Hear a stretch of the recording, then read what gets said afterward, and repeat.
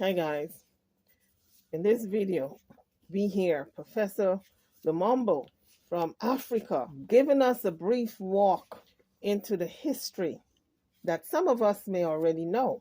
If you are coming onto the page, hit the like bell, subscribe if you haven't done so as yet. South America, sometimes called Latin America, and of course the neighboring area, which is Central America and the Caribbean, has a very interesting history. I remember when we were being taught history, that was called the New World. New because it is the Spaniards specifically who went to that area. And it must never be forgotten that Christopher Columbus, who is said to have discovered the New World, was actually on his way to India. He got lost. And when he met the indigenous Americans, he called them the Red Indians because he thought he was in India.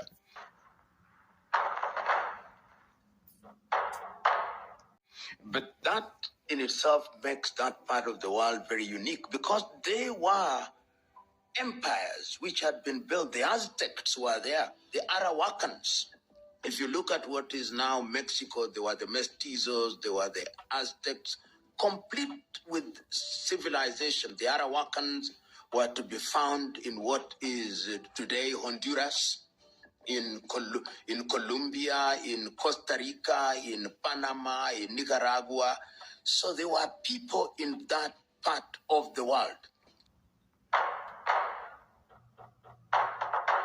complete with civilizations.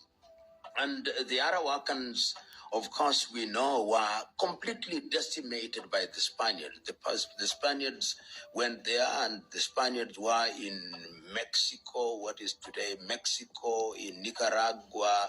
They were in Honduras, in Colombia, and of course, the Portuguese then found their way in what is today Brazil. The British somehow found their way in modern-day Belize. And the French also found themselves in areas such as the Suriname, and even the Dutch found themselves in what is called the Dutch Antilles.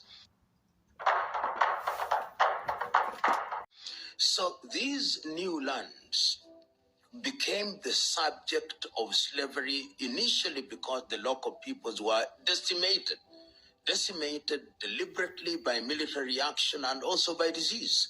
Because these individuals came with certain diseases which were unknown in that part of the world, particularly the Spaniards and the British, as I've already said. And the net effect is that whole populations were dominated and completely eliminated in certain cases. So that if you go into the Arawakans now, the people who are called the Arawakans, who then moved into the island that is called St. Vincent and Grenadines. Their language was wiped away, but is now being revived. If you hear of a language called the Garifuna, that is the language which is spoken by the Arawakans. But most of the slaves that then found themselves in that part of the world were slaves that were taken to that part of the world.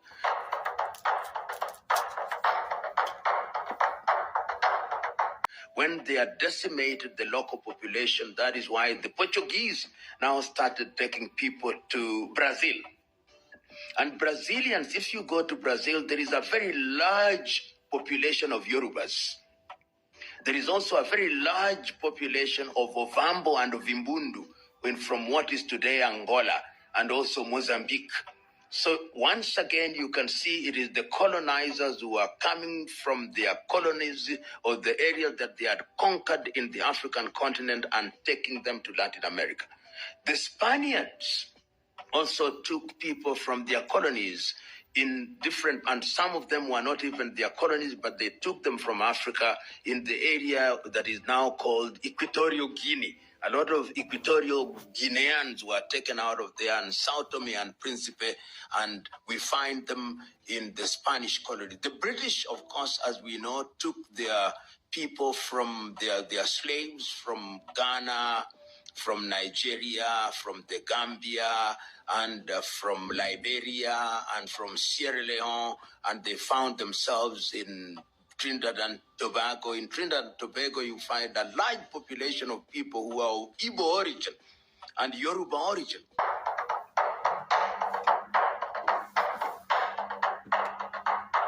You know, guys, knowledge should be shared. It is not something that is kept for you and you alone to know. So if you like the video, share the knowledge. Knowledge is power. This video is just a little food for thought video. So on that note, I'm going to see you guys on the next one. Don't forget to hit the like bell, subscribe if you haven't done so. Thank you for watching.